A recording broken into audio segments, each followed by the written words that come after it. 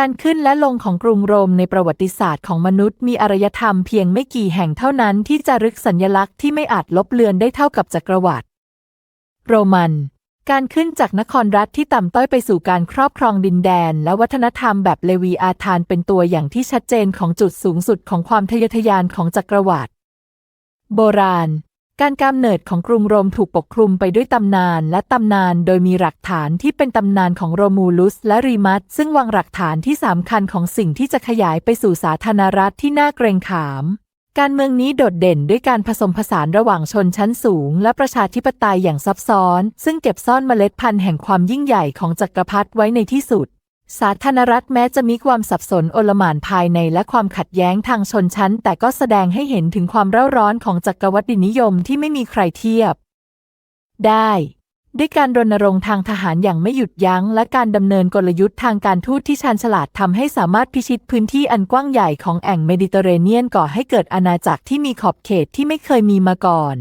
อย่างไรก็ตามสิ่งก่อสร้างที่มีอำนาจสูงสุดของโรมันเริ่มเผยให้เห็นรอยแยกภายใต้น้ำหนักของความทะเยอทะยานอันกว้างใหญ่ของมันเองการแสวงหาการขยายดินแดนอย่างต่อเนื่องทำให้ทรัพยากรของตนตึงเครียดในขณะที่การใช้อำนาจภายในได้กัดกร่อนหลักฐานของพรรครีพับลิกันการเปลี่ยนผ่านสู่จักรวรรดิภายใต้การนามของออกัสตัสถือเป็นการเปลี่ยนแปลงที่สำคัญแม้ว่าจะเป็นการประกาศถึงช่วงเวลาแห่งสันติภาพและเสถียรภาพสัมพัทธ์ที่เรียกว่า Pax Romana แต่ก็ยังส่งสัญญาณถึงการพังทลายของหลักจริยธรรมของพรรครีพับลิกันอย่างค่อยเป็นค่อยไปโดยเข้ามาแทนที่ลัทธิสมบูรณาญาสิทธิราชย์ของ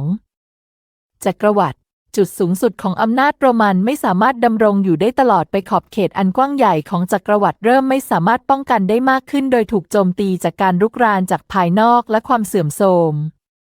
ภายใน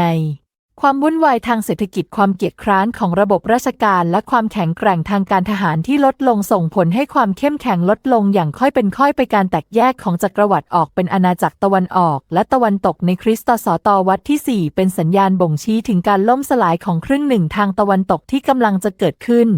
การรบกระสอบกรุงโรมโดยกองกำลังวิสิกอธในคริสตศักราช 410 เป็นการหยุดการสิ้นสุดของยุคสมัยอย่างเป็นสัญลักษณ์การล่มสลายของกรุงโรมไม่เพียงแต่เป็นการยุติองค์กรทางการเมืองเท่านั้นแต่ยังเป็นตัวแทนของแหล่งลุ่มน้ำทางวัฒนธรรมและประวัติศาสตร์ที่ยิ่งใหญ่อีกด้วยเป็นการประกาศการเริ่มต้นของยุคกลางและมรดกของมันมีอิทธิพลต่อหลักฐานของอารยธรรมตะวันตกอย่างไม่ต้องสงสัยจนถึงทุกวันนี้เมื่อองค์ย้อนกลับไปการขึ้นและลงของกรุงโรมเน้นย้ำถึงธรรมชาติชั่วคราวของจักรวรรดิไม่ว่าพวกเขาจะมีอำนาจ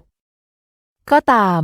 มันทำหน้าที่เป็นเครื่องเตือนใจตลอดการถึงวัฏจักรของประวัติศาสตร์ซึ่งจุดสุดยอดของอำนาจตามมาด้วยความเสื่อมถอยและการล่มสลายอย่างสม่ำเสมอสะท้อนถึงการเดินของการเวลาที่ไม่มีวันสิ้นสุด